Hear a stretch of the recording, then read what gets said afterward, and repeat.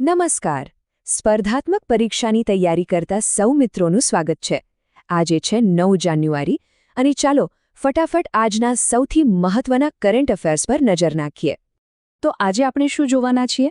સૌથી પહેલા શાસન અને ડિજિટલ ઇન્ડિયા, પછી અર્થતંત્ર અને ઉદ્યોગ જગતના સમાચાર, એના પછી ગ્લોબલ ટેક અને કૂટનીતિ અને છેલ્લે એક ક્વિક રિવિઝન.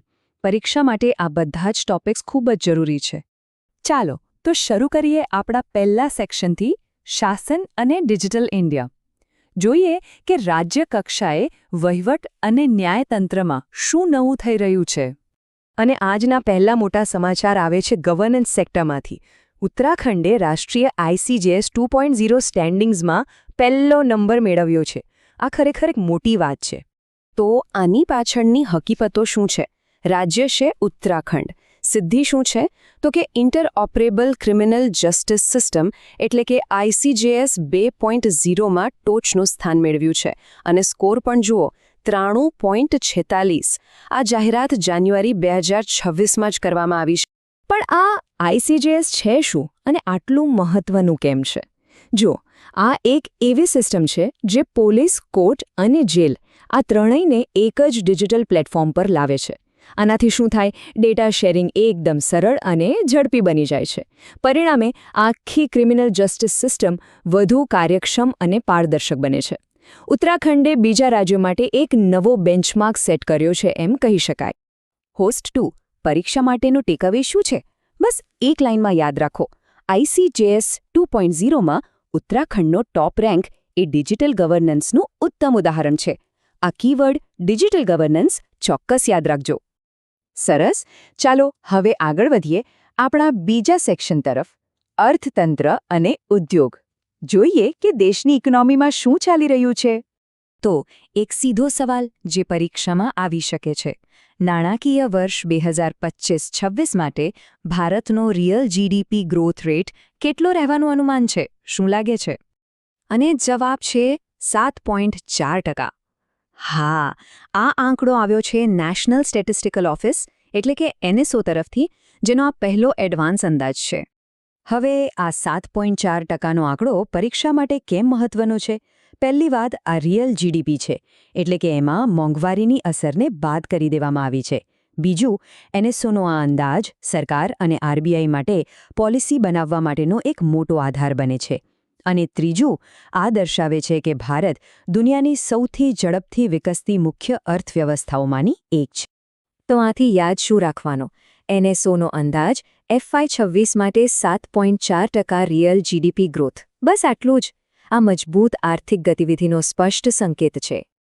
ચાલો હવે ગિયર બદલીએ અને જઈએ આપણા ત્રીજા સેક્શન તરફ, ગ્લોબલ ટેક અને ડિપ્લોમસી.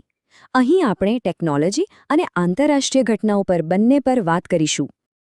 અને ટેકનોલોજીમાં એક ખૂબ જ મોટા સમાચાર. તમિલનાડુએ ભારતની પહેલી dedicated deep tech startup policy launch કરી છે. ભારતની પહેલી. આ શબ્દો પર ખાસ ધ્યાન આપજો. તો આ પોલિસીમાં શું ખાસ છે?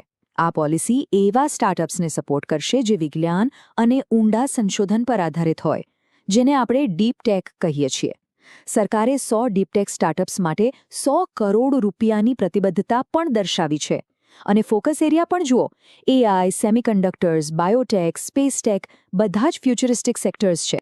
આનો રાષ્ટ્રીય મહત્વ શું છે? વેલ, આનાથી તમિલનાડુ એક ગ્લોબલ ઇનોવેશન હબ તરીકે ઉભરી આવશે. અને આનો મુખ્ય હેતુ રિસર્ચને વાસ્તવિક પ્રોડક્ટ્સમાં બદલવાનો છે. MCQ માટે 2 પોઈન્ટ ખાસ નોંધી લેજો. આ પોલિસી લોન્ચ કરનાર પ્રથમ રાજ્ય કયું અને તેના ફોકસ સેક્ટર્સ કયા છે? એક જ વાક્યમાં યાદ રાખવું હોય તો, Tamil Nadu deep tech policy launch કરનારું ભારતનું પ્રથમ રાજ્ય બન્યું છે. સિમ્પલ.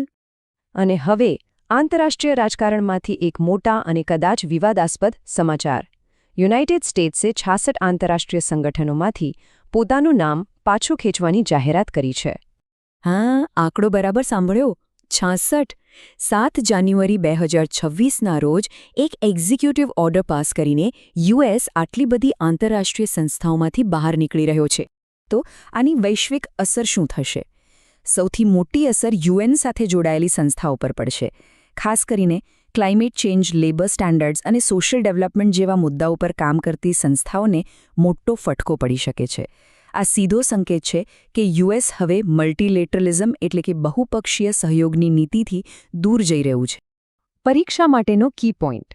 યુએસનું 66 સંસ્થાઓમાંથી બહાર નીકળવું એ તેની વિદેશ નીતિમાં એક મોટો શિફ્ટ છે. મલ્ટીલેટરલ કોઓપરેશનથી પાછા હટવાનો સંકેત. બસ આટલું યાદ રાખવું જરૂરી છે. ઓકે, તો હવે સમય છે આજના બધા જ ટોપિક્સના ક્વિક રિવિઝનનો. ચાલો, મુખ્ય મુદ્દાઓ ફરી એકવાર જોઈ લઈએ. પહેલું, Uttarakhand ICJS 2.0માં top rank digital governance માટે. બીજું, GDP FY26. NSOનો અંદાજ છે 7.4% રિયલ GDP ગ્રોથ. ત્રીજું, તમિળનાડુ દેશનું પહેલું રાજ્ય જેની પાસે dedicated deep tech startup policy છે. અને ચોથું, યુનાઇટેડ સ્ટેટ્સ 66 આંતરરાષ્ટ્રીય સંગઠનોમાંથી બહાર નીકળી રહ્યું છે. ઝડપી પુનરાવર્તન. મુખ્ય નામો, સ્થાનો અને આ સમાચાર પરીક્ષાઓ માટે શા માટે મહત્વપૂર્ણ છે તે યાદ રાખો. તમારી તૈયારી ચાલુ રાખજો.